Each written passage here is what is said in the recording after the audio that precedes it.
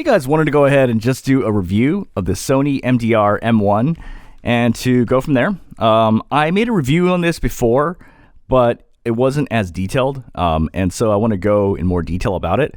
Plus, I feel like the way I'm reviewing headphones lately, it's a lot easier for me to kind of explain things and to go from there. Basically, this is actually the main a closeback monitoring I've been using this whole time.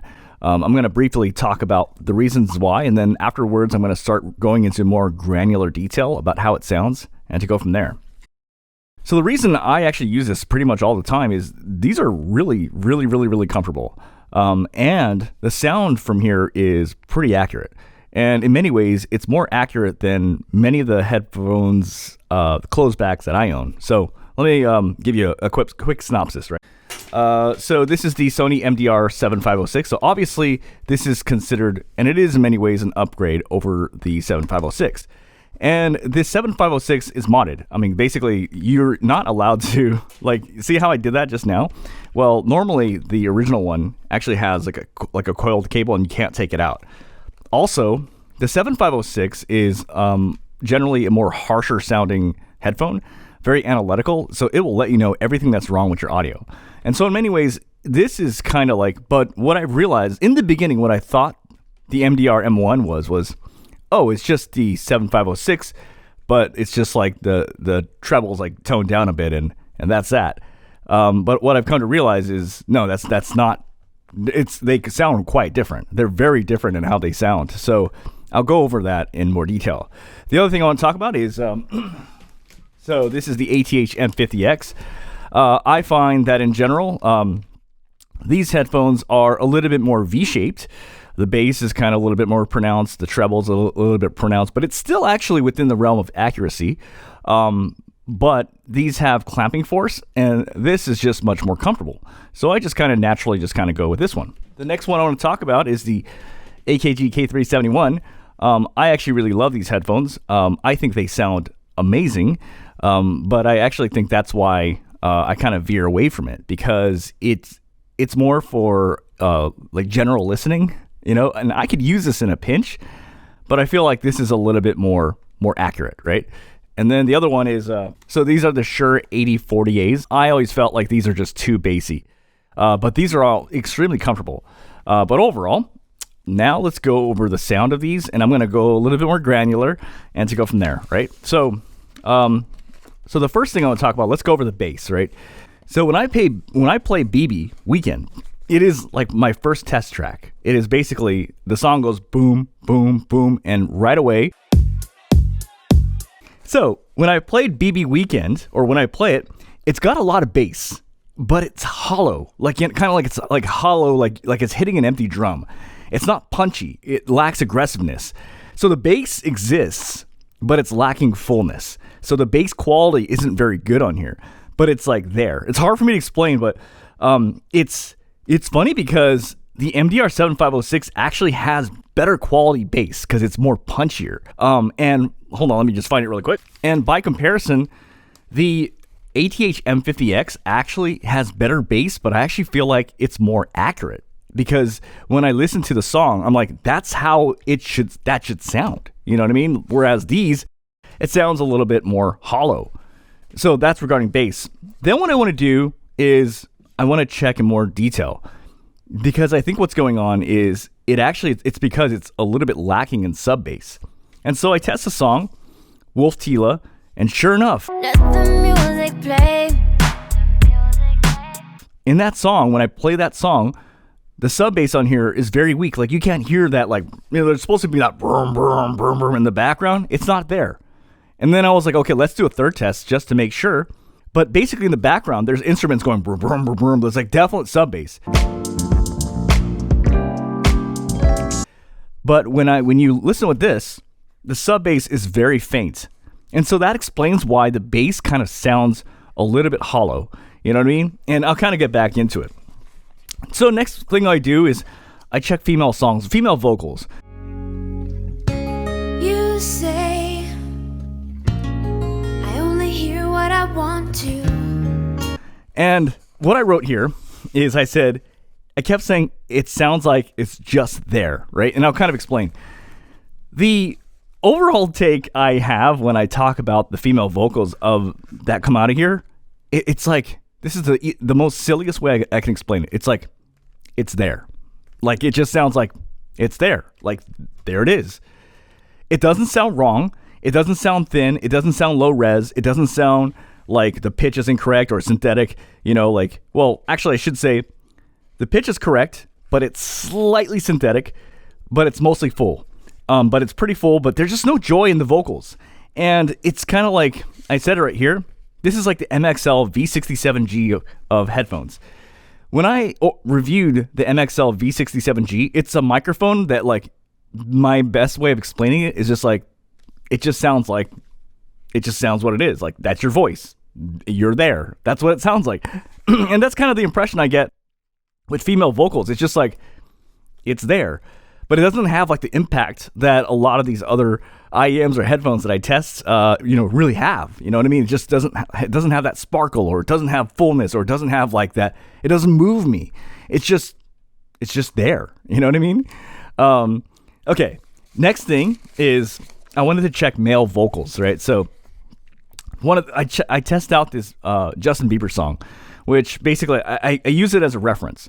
And I want to see, like, how is it changing his voice? On the side, you're number one.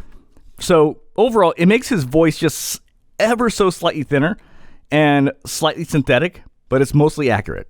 So for the most part, he sounds the way he should. Okay. Then what I want to do is I want to check, like, how good is this at detecting bad audio and, really bad sibilance. And so, I know this is going to be a really hot take here, but I find that some of the best references for bad audio actually comes from headphone reviewers. Do you get tired of the same old formulaic reviews? Hey guys, DMS here. On today's 2-minute tip, we're going to be talking about soundstage. I told you, the man who beat Mike Tyson. How's it going, bros? My name is Peter Pan. Go somewhere, so can we make this quick? Hey, yo! And I'm going to let you know how if it could track it. So overall, these actually are able to detect it. Like, it knows when it's bad audio. But unlike the MDR 7506, and I've kind of mentioned this before, it doesn't it's not very super just really painful in your ear when something is wrong. It's a gentle point. It lets you know that there's definitely bad audio. It is very clear when you have bad audio on here, and it gives you, but it doesn't hurt you. And at the same time, it lets you know when you have sibilance, but it's a gentle point. Whereas I feel like this is more of a hard point, like basically letting you know you definitely got issues. I also want to add one more thing that I think is important. So I'm going to bring a headphone in here really quick. So this is the Sennheiser HD6XX. I think in general, you really got to be careful with relying on the sibilance on these headphones, because these headphones are very forgiving with sibilance. So if you rely on this only, you're going to have sibilance in your audio.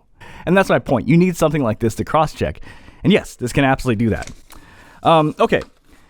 Next, what I wanted to do was I wanted to monitor my own voice. I want to get a sense of, like, how does it sound, right? Because usually what that does is it actually translates to everything about the headphone. All right, so right now I am speaking through the MDR, or I'm wearing the MDR M1, and I'm listening to myself when I'm speaking with a microphone. So basically I'm monitoring my audio. And this sounds just like me. I mean, I don't think it sounds any different. It sounds on the dot. It's not like usually, so the AKG K371 sounds more bassier. This doesn't have that. The 7506, I sound mousier, like a mouse, but this doesn't do that to me. This sounds pretty much just like me. I would say the Shure 8048 are much bassier. That doesn't do that. So this is on the dot. But I might be a little biased because I have been using this for so long. So these sound right to me. You know what I mean? But that just goes to show that's how long I've been using this. That's how much I trust these. You know what I mean? But this hasn't steered me wrong. I mean, this sounds pretty much just like me, is my overall 2 cents. All right, so I wanted to go ahead and give you my final thoughts regarding the MDR M1. So the first thing I want to say is basically I wouldn't recommend these for mixing. Obviously, because the first thing is usually people will say you want something that has more soundstage, and so that's why you want to use something like either the HD6XX or the HD600 for that. But basically this, but actually this has actually a pretty good soundstage, and that's not the reason why I would discount these. The reason why I would not mix with these is because remember I was saying how the bass just doesn't quite sound right? What it is like it lets you know like the bass is there. Like it'll be there like almost like a marker, but it doesn't sound correct.